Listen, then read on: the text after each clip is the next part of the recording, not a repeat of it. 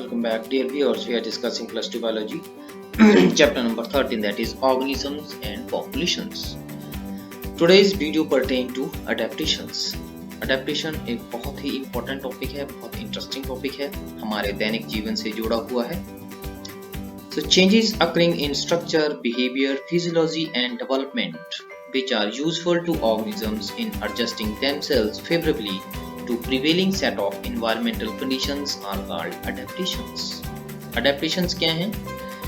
अब हमें मालूम है कि जो हमारा एक्सटर्नल इन्वायरमेंट है इसमें बहुत सारी चेंजेस आते हैं, तो इन चेंजेस को कोप अप करने के लिए हम इन चेंजेस के अकॉर्डिंगली अपने आप को एडजस्ट करते हैं. उन्हीं एडजस्टमेंट को अडेप्टेशंस बोलते हैं. तो अडेप्टेशंस साइंटिफिकली क्या होती हैं? ये स्ट्रक्चर, बिहेवियर, फिजियोलॉजी और डेवलपमेंट में ऐसी चेंजेस होती हैं जो कि हमें जो वेरिड इन्वायरमेंटल कंडीशंस हैं वहां पर रहने के लिए हमें सहायता करती हैं. Adaptations are a means with the help of which organisms thrive in different types of habitats and ecosystem. तो adaptation के कारण ही अलग-अलग organism जो हैं वो अलग-अलग habitat और ecosystem में आसानी से रह सकते हैं. Many adaptations have evolved over a long evolutionary time and are genetically fixed. तो बहुत ज़्यादा adaptation जो हैं वो बहुत लंबे समय लगा है उनको डेवलप करने के लिए और वो जेनेटिकली फिक्स्ड होते हैं. जितनी भी वेरिएशंस होती हैं आप लोगों ने देखा होगा अपने दैनिक जीवन में. कुछ प्लांट्स ऐसे होते हैं कि उनके पत्ते छोटे होते हैं साइज में, कईयों के बड़े होते हैं. कुछ प्लांट्स जो हैं वो हाइट में छोटे होते हैं, कुछ बड़े होते हैं. ये सारा किसके कारण होता है? ये अकॉर्डिंग टू जिस इन्वायरमेंट में वो रहते हैं वैसे वैसे वो अपने आप को अडेप्ट कर लेते हैं. तो ऐसे ही बहुत सारी जो अडेप्टेशन है वो एनिमल्स में ही पाए जाते हैं. तो आज के वीडियो में हम अडेप्टेशंस इन एनिमल्स इसी के ऊपर चर्चा करेंगे.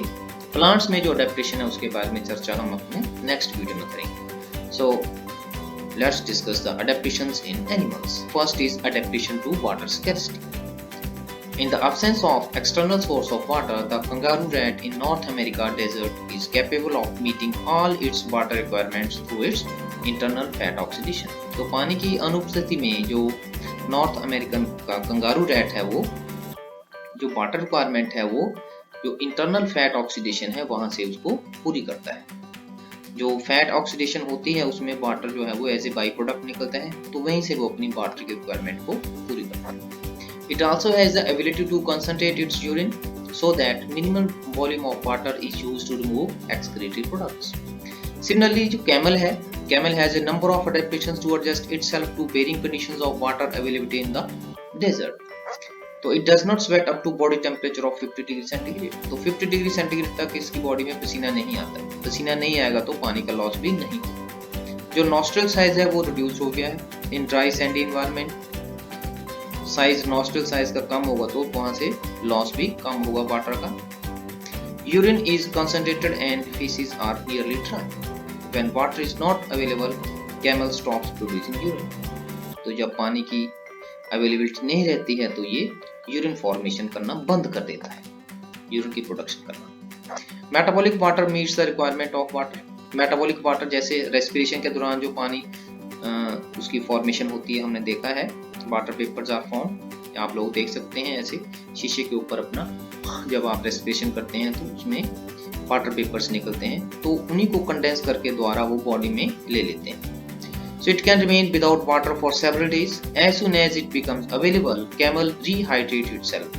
It can drink up to 80 liters of water in just only 10 minutes. तो 10 मिनट में ये 80 लीटर तक पानी पी सकता है. Now coming to adaptations to cold.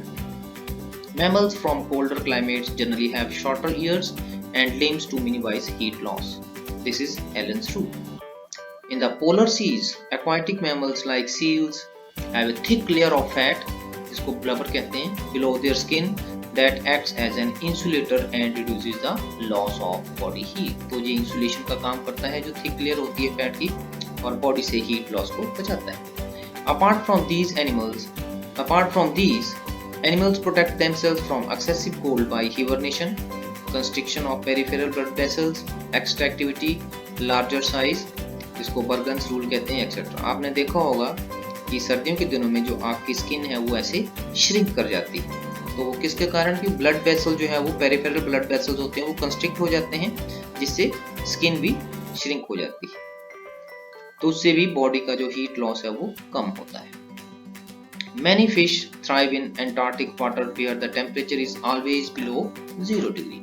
Their body fluid contain antifreeze solutes, for example glycerol and antifreeze proteins. The solute lower the freezing point of the body fluid well below 0 degree centigrade. So as a result, ice formation is prevented and the animal remain active.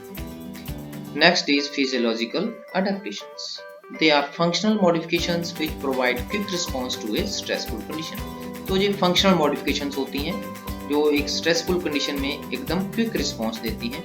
जैसे for example कोई व्यक्ति बहुत high altitude के ऊपर जाता है तो वहाँ पर वो altitude sickness feel करता है.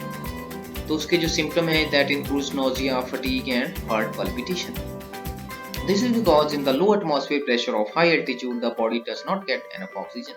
तो ऐसा क्यों होता है? क्योंकि जब हाई एल्टीट्यूड पे जाते हैं तो वहां पर प्रेशर कम हो जाता है जिससे जो ऑक्सीजन है वो पर्याप्त मात्रा में हमें नहीं मिल पाती. But gradually you get acclimatized and stop experience altitude sickness. क्या होता है थोड़े कुछ समय बाद धीरे धीरे हमारी बॉडी जो है वो एक्लेमेटाइज कर जाती है और जो एल्टीट्यूड सिकनेस है वो खत्म हो जाती है. अब ऐसा किस प्रकार से संभव होता है? The body compensates low oxygen availability by increasing RBC production. एक हार्मोन होता है हमारी किडनी सीक्रेट करती है एरिथ्रोपोइटिन, वो RBCs की प्रोडक्शन को बढ़ा देता है. दूसरा है decreasing the binding affinity of hemoglobin. 2,3 biphosphoglycerate stabilizes the oxygen unbound form of hemoglobin, thereby reducing its affinity to bind to oxygen. तो जो बाइंडिंग एफिनिटी होती है हीमोग्लोबिन की उसको कम कर देते हैं ताकि जो ऑक्सीजन है वो ज्यादा अवेलेबल रह सके बॉडी के लिए. And by increasing breathing rate, तो ब्रीदिंग रेट भी बढ़ जाता है जिससे ये कंपनसेट हो जाता है.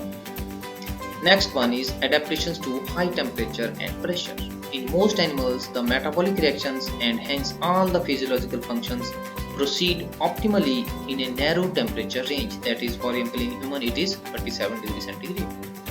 So, but there are microbes that flourish in hot spring and deep sea hydrothermal vents where the temperature far exceeds 100 degrees centigrade.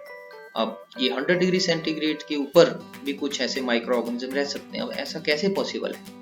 ऐसा इसलिए पॉसिबल है क्योंकि they have special enzymes and plasma membrane constituents that enable them to metabolize comfortably at high temperature. तो उनमें special enzymes होते हैं और plasma membrane के जो कंस्टिट्यूएंट्स है वो स्पेशल होते हैं जो इनमें सहायता करते हैं. A large variety of marine invertebrates and fish live at great depth in the ocean where the pressure could be more than 100 times the normal atmospheric pressure that we experience. Now, how do they live under such high pressures? And how do they have special enzymes?